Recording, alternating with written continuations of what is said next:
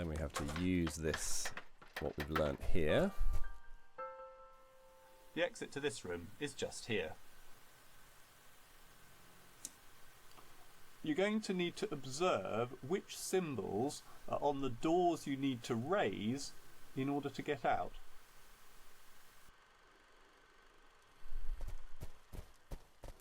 Okay, so let's just go back a bit. So basically to get out, we're going to need to go along here to the left, then up the ladder, and then along to the right. And we need those middle two doors to rise up. So not this one, which is a weird sort of N shape, and this one, which is the two lines or the square, and then we've got the kind of yin yang kind of thing, and the circle with the ears, and it's basically the two. I think of it like a Roman numeral 2, and the yin yang sign are the ones we need to raise up. So we actually need to go over here to do that. There's a whole load of wiring in the background, and what we can do is we just connect up to these different connectors to see which one we're going to be powering by looking inside the fuel cell. So it was the yin yang sign, and what was the other one? So not the N, not the circle, it was the Roman numeral 2. Here we go, we can get out. So the reason we do this in the game is that we need people to first of all notice the power squares and the size of them, but we need to be able to connect those to the power squares that appear inside the fuel cell as well.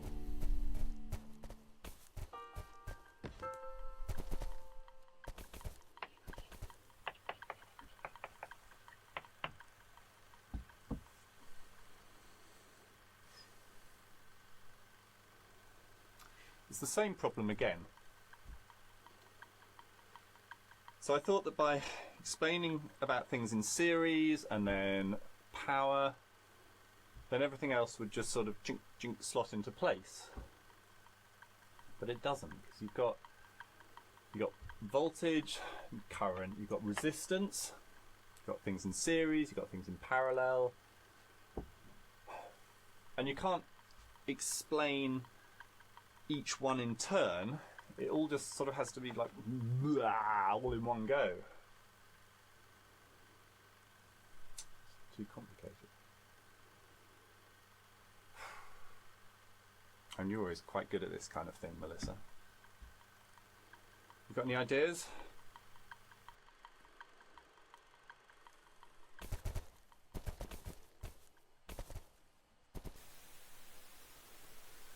Yeah, but that's not going to work, is it? The rooms have only got 3 dimensions. 3 spatial dimensions. It still doesn't work.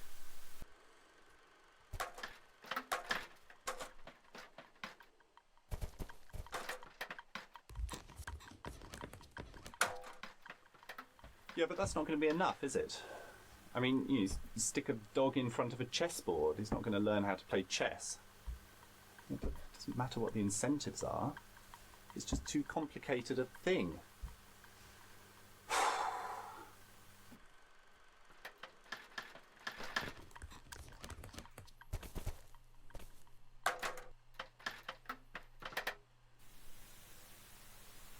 Squares. Like, right. What, like that? Alright.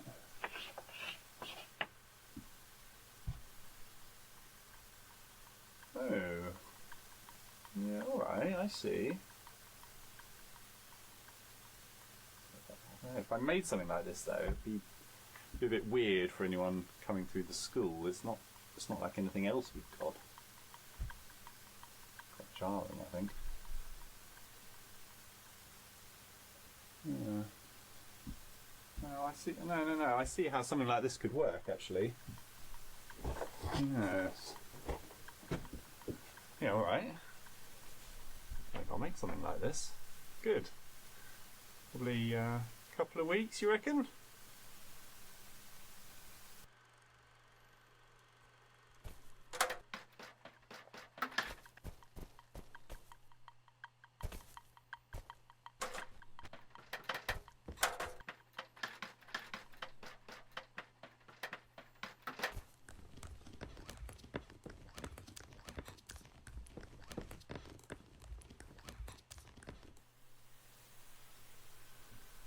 Is this thing still working? Hello again. Well, these squares took a bit longer than I thought they would to make. What was my original estimate? 2 years, I think. Oh, it's a bit damn sight longer than that. There's always just more complications than you think there will be. Anyway, they're done now. They're quite good. Yeah. Ta-da! Here they are. The squares. Yes. Everything you've learned up until this point will be of no use whatsoever in this bit. So we can see the professor has got older again by this point, and we now encounter the mechanical square puzzles. But first of all, there's a tutorial on how to use the interface. So you need to get through this wall. You do this by making mechanical squares. There are 2 connector points on this wall. Find them both. See the spark? You found one connector. Good, you found both connectors. Now go near a connector till you see the spark, then press and hold the mouse button. Good, you're holding the mouse button. I am. This attaches you to the connector. Now go near the other connector and release. You've created your first square. Now make another one next to it. Good. As well as creating squares next to one another, you can make squares on top of each other. To do this, go near a connector and press and hold the mouse button to attach to that connector. Now go near the center of one of your existing squares and release. That one. Great, you've created one square on top of the other. By doing this, you've also created a new connector between them. Find the new connector, which is between the 2 smaller squares, and create another square attached to it. There, let's do one here. You've created your 4th square. Above is a blue panel. This shows how many more squares you can make. You can make 1 more square. Make it anywhere you like. Alright, let's put it here. You've created your 5th square. You cannot make any more right now. Above is a panel showing the kind of empty symbol. Click on this to start removing the squares. Okay. And now go near the center of a square until you see the orange spark. Then click the mouse button. You have removed one of the squares. Now click on the number in the panel above and add it back in somewhere. Okay, let's put it here. Have a play around, add some squares, remove some squares. When you're happy, click below to move on. That. Let's add another one in. Remove all your mechanical squares to continue. Okay. Click on the number in the panel above to be able to add new squares. The next panel will display a pattern of metal frames. Recreate the same pattern using your mechanical squares.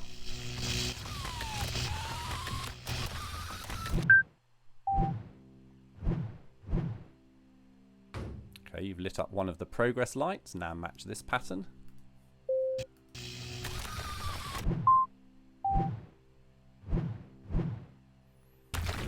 Tutorial complete.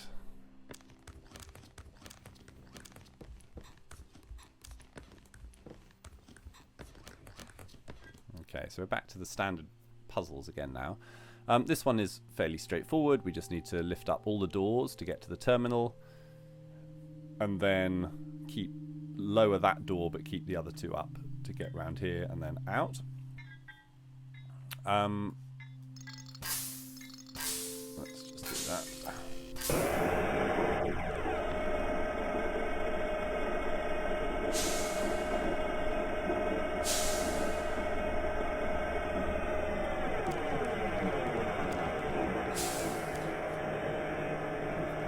The thing to note here is the pattern in the fuel cell of the power squares is 3 squares on top of each other, which is exactly the same pattern we had with our metal frames just now with the mechanical squares.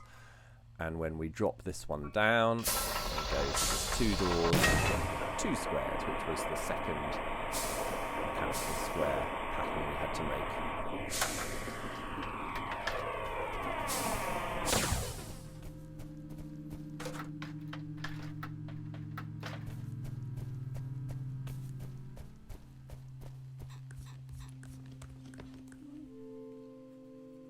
Did it really take so long to make those mechanical squares? And doesn't time fly when you're having fun?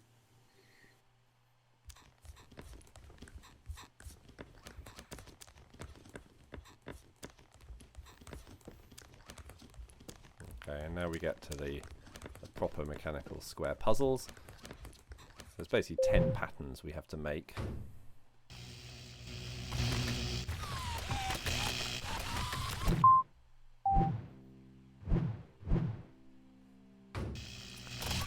And actually the way these are set up is that you only ever need to either create one square or remove one square to get to the next solution.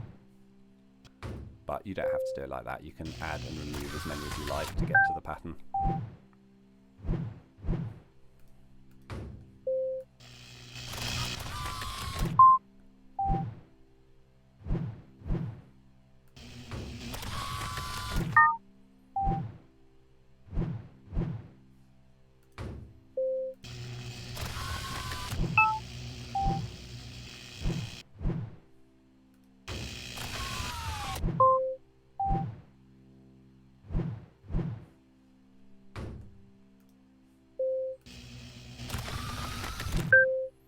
Okay, and we're nearly there. Just one more light to light up.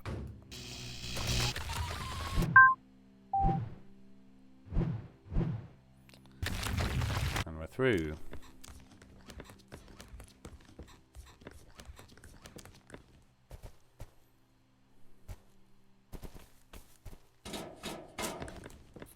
Okay, so here we just need to get all of these moving up, and then we can just jump from one to the other and get out through the top right here.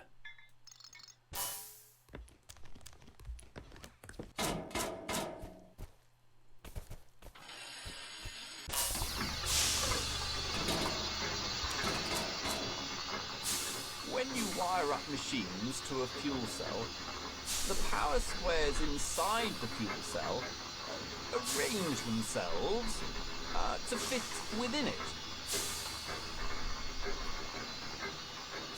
When you wire up machines in series,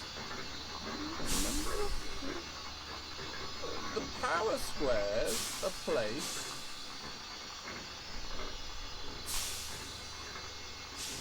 on top of each other, and in order to fit in here, they need to be made smaller.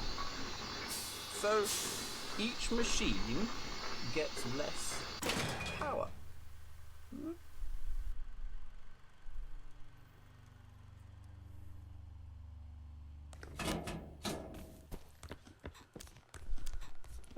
Okay, so we've got another timing puzzle here. Let's just see what this film is about. In this room, there is a new machine. Well, actually, I don't know if I'd call it a machine. It doesn't really do anything, other than get a bit warm sometimes. It's called a resistor. And it has resistance. It resists the flow of charge. You can just use it if you want to get a bit more resistance into a circuit.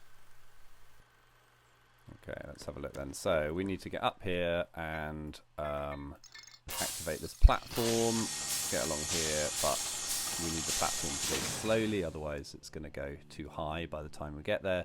So we use this thing, which is just a resistor. So it's just a little glowing coil that gets hot. But we can use that to slow things down if we wire them up in series with a machine like this.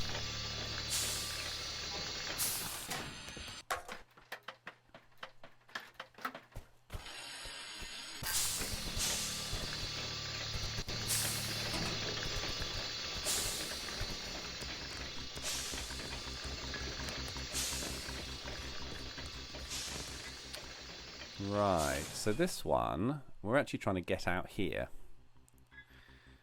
So we've got to get some power to the platform, but we're not going to be able to get to it from down here in time. We need to get to it from here, fall onto it and then onto there. And for that to happen, we need the platform to be moving really slowly. But we don't have any resistors we can wire up here. The resistors we do have are in these kind of little sort of annex rooms here. So we need to get these wired in so that we can use them. So first thing we do is just to get the platform up to the top.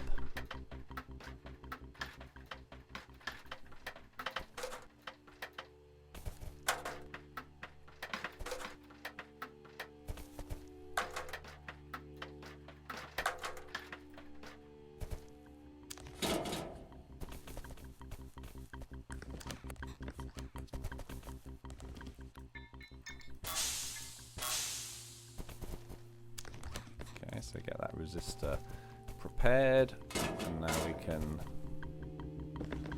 wire it into the circuit. We're going to need to have the switch in there as well.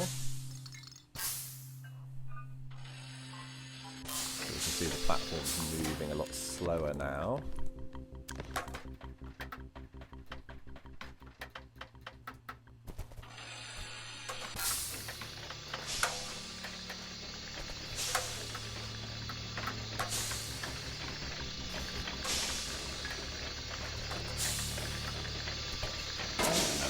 Here, so this isn't the exit, but this does gives us access to another resistor, which we can prepare for use.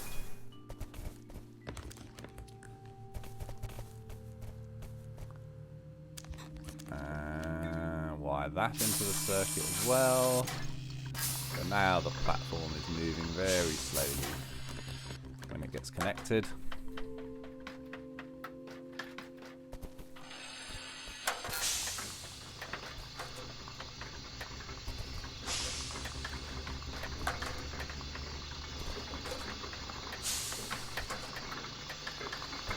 Go, and now we can get over to the exit.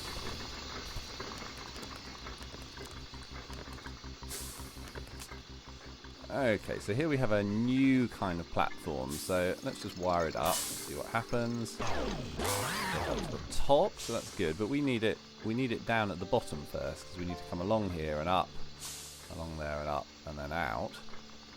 So let's go to the hint.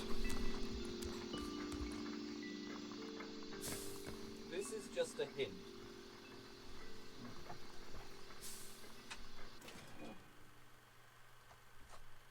It matters which way the charge flows through this machine. Okay. Well, let's put the charge through so it's flowing through the other way, and now the machine goes down. Platform goes down, I mean. That gets us to here, and then we can use this one to reverse the direction again. And again.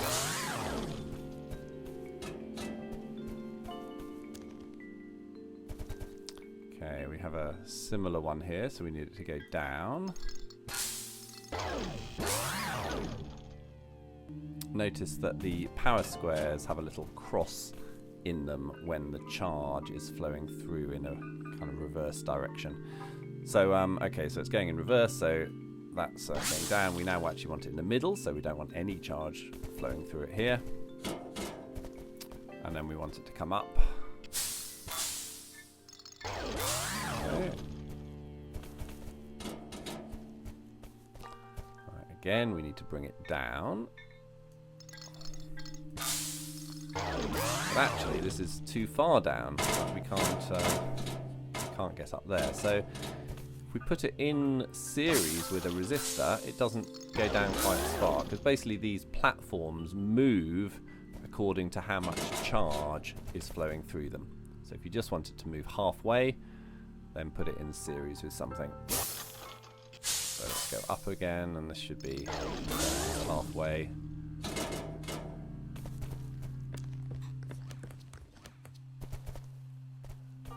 Alright, here's another one. So we need this to come down again. I think it's halfway.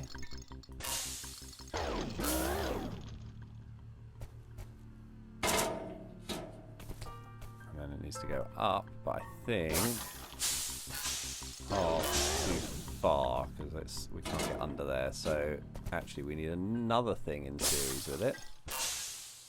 There we go. And we can actually see the numbers on the right here showing how far. So it's going up a third of the way this time. And now we want it to go all the way up.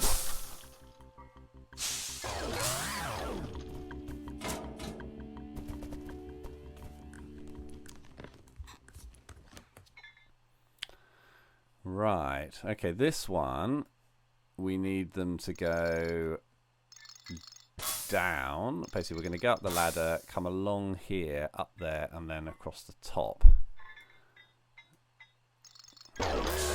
Both down.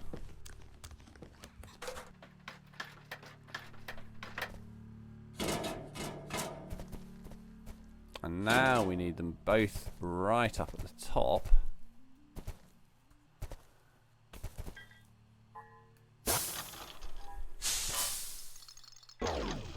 Like this. We can't put them in series because we need them all the way up. So actually, let's use a switch.